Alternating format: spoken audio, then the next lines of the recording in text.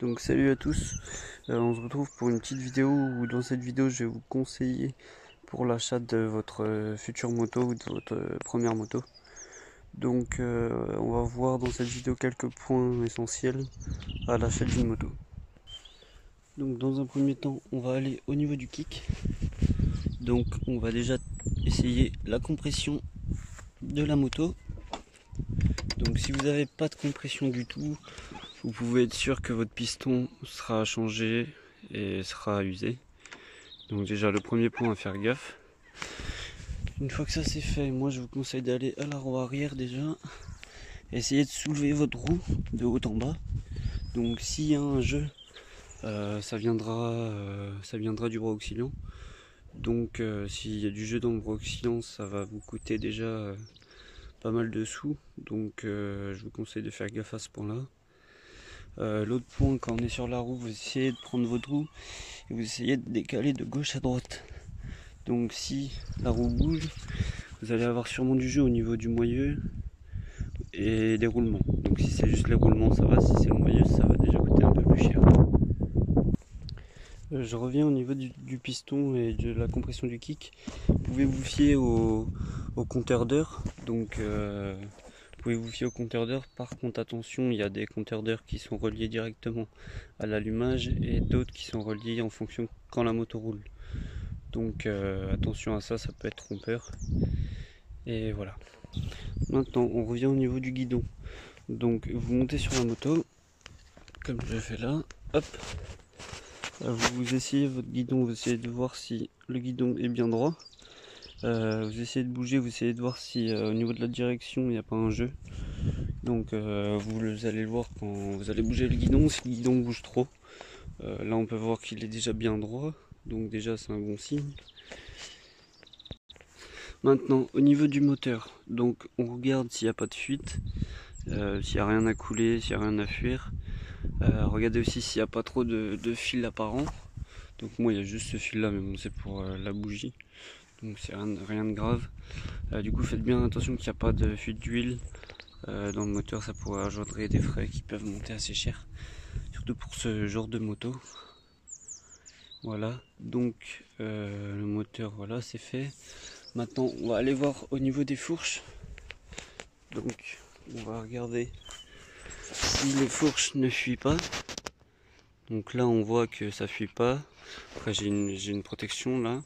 Mais vous regardez au niveau du joint spi, si le joint spi fourche fuit, faites attention parce que pareil, si c'est juste le joint spi ça va encore. Après si c'est la fourche qui est dans un mauvais état, les frais peuvent monter déjà un peu plus. Alors aussi un point important, vous allez au niveau du châssis là. Donc là vous voyez qu'il y a des couleurs, donc ça veut dire que la moto a participé à des courses. Donc après à voir avec le vendeur s'il y a eu beaucoup de courses de fait, s'il a vraiment beaucoup utilisé la moto. Moi c'est devant, mais sur certaines motos ici vous avez le numéro de châssis. Donc s'il n'y a pas de numéro de châssis visible, attention parce que la moto peut être volée ou alors le châssis a pu être repeint, donc attention à ça. Donc après on va aller voir déjà la chaîne, si la chaîne est en bon état. On va regarder ici si les dents sont pas trop mangées, ils sont pas trop pointus. Donc là ça va encore, ils sont pas encore trop pointus. On va aussi regarder, faire attention aux consommables, donc c'est-à-dire les disques, voir s'ils n'ont pas été trop mangés aussi. Donc là ça va encore un peu abîmé, mais bon ça va. On va aussi regarder les plaquettes. On va essayer de voir si les plaquettes sont pas trop usées. Donc ça c'est les consommables, donc ce qui vont s'user le plus rapidement. Après si on peut partir déjà sur une moto qui a les plaquettes et les disques dans un bon état, c'est déjà un bon point. Donc pareil à l'avant, regardez le disque et les plaquettes. Faire attention aux rayons qui n'en manquent pas, parce que si vous manque un rayon, il suffit que vous roulez avec et que vous allez voiler complètement la jante. Donc ça vaut assez cher une jante, donc je vous conseille de faire gaffe à ce point là aussi. Après pareil, vous pouvez regarder s'il n'y a pas de jeu au niveau de la roue avant, comme j'ai fait pour la roue arrière. Voilà, on va regarder un autre point. Alors, donc j'ai fait à peu près le tour. Voilà, je vous ai parlé du guidon, tout ça. Ensuite, qu'est-ce qu'on peut faire aussi attention quand vous allez essayer la moto, je vous conseille d'essayer la moto pendant au moins 20-30 minutes. Donc histoire de bien voir si la moto fonctionne bien, surtout bien actionner les freins, frein arrière bien sûr, le frein avant aussi. Essayez aussi l'embrayage.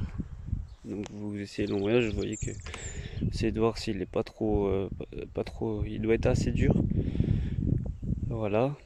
Aussi faire attention à l'amortisseur. Donc vous enlevez la moto du lève-moto et vous appuyez sur vos lacets. Comme ça, vous appuyez sans le lève-moto.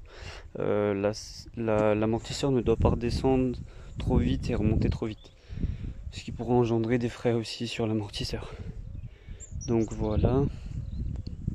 Donc une fois que vous avez checké un peu la moto dans des petits détails mécaniques, prenez un peu de recul sur la moto, déjà essayez de l'observer bien, voir si vous voyez pas de défauts, que vous voyez voilà comme ça en première vue.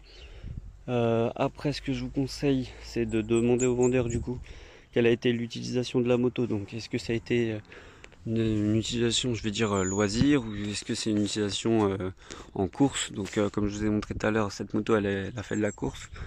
Donc voilà. Demandez si par exemple la personne n'a pas fait du cross bitume ou de l'enduro, parce que si vous faites du cross bitume, vous en doutez bien que les pneus seront pas dans un bon état. Voilà. Après enduro, ça dépend aussi on va dire de l'utilisation. Voilà.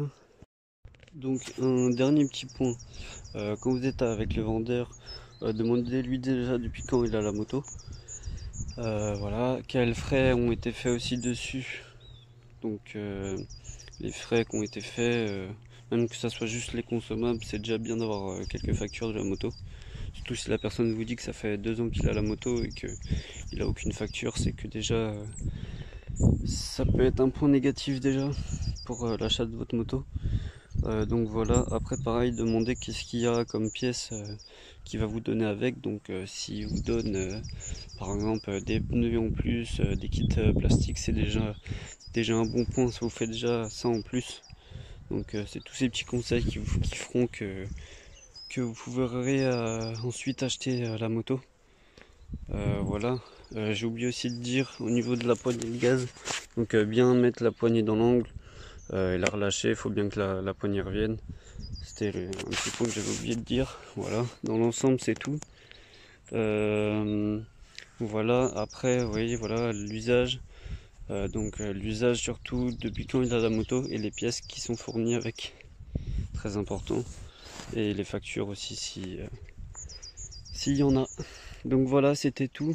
Donc j'espère que vous avez bien aimé la vidéo. Si vous avez bien aimé, je vous laisse mettre un petit pouce bleu, vous abonner, activer la cloche. Comme ça vous pourrez voir ensuite toutes mes vidéos. Donc pour l'instant c'est le confinement, donc pas de moto. Mais dès que ce confinement sera fini, on pourra faire des vidéos GoPro, Et voilà. Donc je vous dis à plus les gars, c'était Chicane TV. Et à la prochaine. Je rajoute juste un petit point, je vais faire une vidéo comment bien nettoyer sa moto. Donc comment bien la placer pour la nettoyer, essayer de bien nettoyer le filtre à air, regraisser tout ça. Donc n'hésitez pas du coup, comme je vous ai dit juste avant, à vous abonner pour suivre mes prochaines vidéos. Allez, tchuss!